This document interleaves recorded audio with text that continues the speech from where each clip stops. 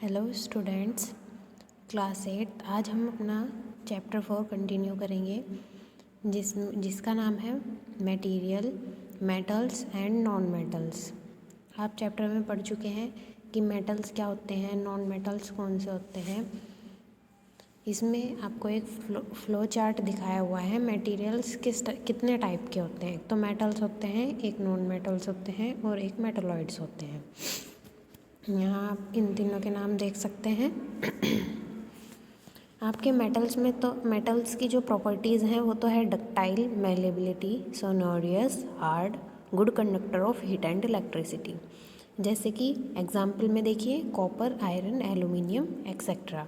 आप देख सकते हैं कि मेटल्स में ये सारी प्रॉपर्टीज़ होती हैं। ये मैं जब आपको चैप्टर पढ़ा रही थी, जो मैंने चैप्टर की लास्ट वीडियो दी है, उसमें ये सारी चीज़ें समझा चुकी हूँ मैं कि इन सब में क्या होता है। ठीक है, नेक्स्ट है आपका सेकंड पॉइंट है मेटलॉइड्स। इसमें some properties of metals and some properties of non metals जो होती हैं। इसमें कुछ प्रॉपर्टीज़ तो मेटल्स की होती हैं और कुछ प्रॉपर्टीज़ नॉन मेटल्स की होती हैं। ठीक है, इसके एग्जाम्पल में आता है आपका बोरॉन और सिलिकॉन। ठीक है, अब आप आ जाइए नॉन मेटल्स पे। नॉन मेटल्स की जो प्रॉपर्टी होती है, non ductile, non malleable, non sonorous. इन सब में ना तो डक्टिलिटी होती है, ना मैलिएबिलिटी होती है, ना सोनोरियस होते हैं ये। ठीक है, और आपने देखा है मेटल्स ये तीनों प्रॉपर्टी रखते हैं। यहाँ देखिए आप, नॉन मेटल्स सॉफ्ट होते हैं और मेटल्स हार्ड होते हैं। और non metals bad conductor of heat and electricity. Example हैं आपके ऑक्सीजन, एयर एक्सेट्रा। तो आप खुद ये देख के समझ सकते हैं इनके एग्जाम्पल से कि इनमें क्या प्रॉपर्टी होंगी। अब आइए मैलेबिलिटी। मैलेबिलिटी क्या होती है? The property of metals by which they can be beaten into thin sheets is called malleability. किसी भी मेटल की वो प्रॉपर्टी जिसमें हम उसको पीट कर एक पतली शीट की तरह उसको फैला देते हैं या पतली शीट में बदल देते हैं, तो वो उस मेटल की मैलेबिलिटी कहलाती है। ठीक है, अब डक्टिलिटी में देखिए क्या होता है। The property of metal by which it can be drawn into wires is called ductility. तो वो प्रॉपर्टी, किसी भी मेटल की वो प्रॉपर्टी जिसमें हम उसको खींचकर एक पतले तार के रूप में उसको बदल देते हैं, तो वो उस मेटल की डक्टिलिटी कहलाती है। ठीक है, sonorous. Metals produce ringing sound, they are said to be sonorous. जो मेटल्स रिंगिंग साउंड देते हैं उनको हम सोनोरियस मेटल कहते हैं। जैसे कि आपने देखा होगा मंदिर में घंटा लगा हुआ होता है, तो उसमें जब हम बेल बजाते हैं तो वो जो बड़े वाला घंटा होता है उसकी गूंज जो होती है वो बहुत दूर तक जाती है, तो वो कौन सा मेटल है? सोनोरियस। ठीक है, तो ये सारी आपकी जो डेफिनेशंस हैं ये आपकी डिफाइन में आ गई। ठीक है, आप इनको अपनी नोटबुक में शायद मैंने लिखवा भी रखी है और आप लिख लेना।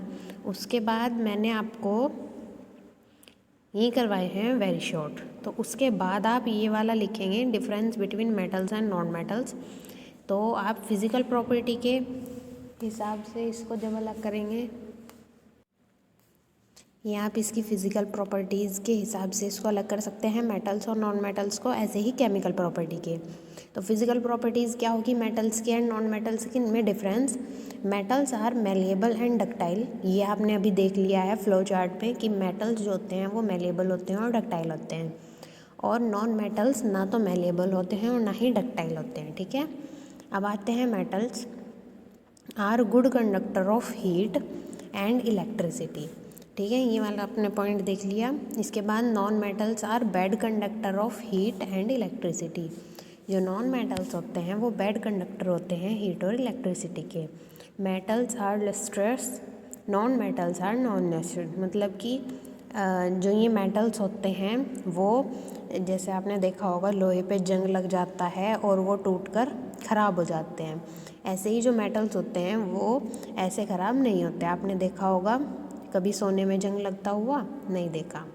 ठीक है, अब आ जाइए, metals are strong and tough. जो मेटल्स होते हैं वो स्ट्रॉन्ग और टफ होते हैं, और नॉन मेटल जो होते हैं वो ना तो स्ट्रॉन्ग होते हैं और ना ही टफ होते हैं, क्योंकि ज़्यादातर नॉन मेटल्स में गैसेस आ गई हैं आपकी, जैसे O2, H2, N2, CO2, और ऐसे ही आपके मेटल्स में आ गई Na, Ca, Au, Zn, Na sodium, calcium, zinc etcetera. ये सारी आपकी मेटल्स और नॉन मेटल्स की फिजिकल प्रॉपर्टीज़ हो गई। अब आप आ जाइए केमिकल प्रॉपर्टीज़ पे। Metals and non metals. Metals form basic oxides, non metal form. जो मेटल्स होते हैं वो बेसिक ऑक्साइड्स होते हैं, और जो नॉन मेटल्स होते हैं वो एसिटिक ऑक्साइड होते हैं या नेचुरल न्यूट्रल ऑक्साइड होते हैं। ठीक है। Metals displace hydrogen from water. जो मेटल्स होते हैं जब हम उनकी रिएक्शन करवाते हैं, तो जब हम उसकी वाटर के साथ रिएक्शन करवाते हैं तो वो हाइड्रोजन को बाहर निकाल देते हैं। ठीक है। Non metals do not react with water. जो नॉन मेटल्स होते हैं वो वाटर के साथ रिएक्ट नहीं करते। Metals displace hydrogen from water. जो मेटल होती हैं, नहीं, third point, metals displace hydrogen from dilute acids. जो मेटल होती हैं वो जब हम उनकी रिएक्शन डाइल्यूट एसिड्स के साथ करवाते हैं, जैसे कि हमने डाइल्यूट H2SO4 के साथ किसी भी मेटल की रिएक्शन करवा दी, तो वहाँ से हाइड्रोजन को डिस्प्लेस कर देंगे। ठीक है। ऐसे ही non metals do not react with ductile dilute acids. जो नॉन मेटल्स होती हैं वो डाइल्यूट एसिड्स के साथ रिएक्ट करती ही नहीं है। ठीक है। आपको ये पूरा जो मैंने फ्लो चार्ट और ये डिफाइन और ये डिफरेंस समझाए, क्या आपको ये समझ में आ गए? अब आ जाइए very short. Name one metals और non metal which exist in liquid state at room temperature. एक ऐसे मेटल और नॉन मेटल का नाम बताना है आपको जो रूम टेम्परेचर पर लिक्विड स्टेट में होता है। जैसे कि मेटल जो होते हैं, मेटल्स में आ गया मर्क्यूरी जो रूम टेम्परेचर पर लिक्विड स्टेट में होता है, और नॉन मेटल में आ गया आपका ब्रोमाइन। ऐसे ही नेक्स्ट है, name the metal which is the poorest conductor of heat. वो एक कैसा मेटल भी है जो पुअरेस्ट कंडक्टर होता है हीट का, तो उसका नाम क्या है? मर्क्यूरी। ठीक है। थर्ड क्वेश्चन है, name the metal which is good conductor of heat and electricity. जो हीट और इलेक्ट्रिसिटी का गुड कंडक्टर होता है, एक तो वो मेटल तो है silver, and copper and aluminium जो है वो metal is the best conductor of heat and electricity. ठीक है। Name one metal which is stored in kerosene oil.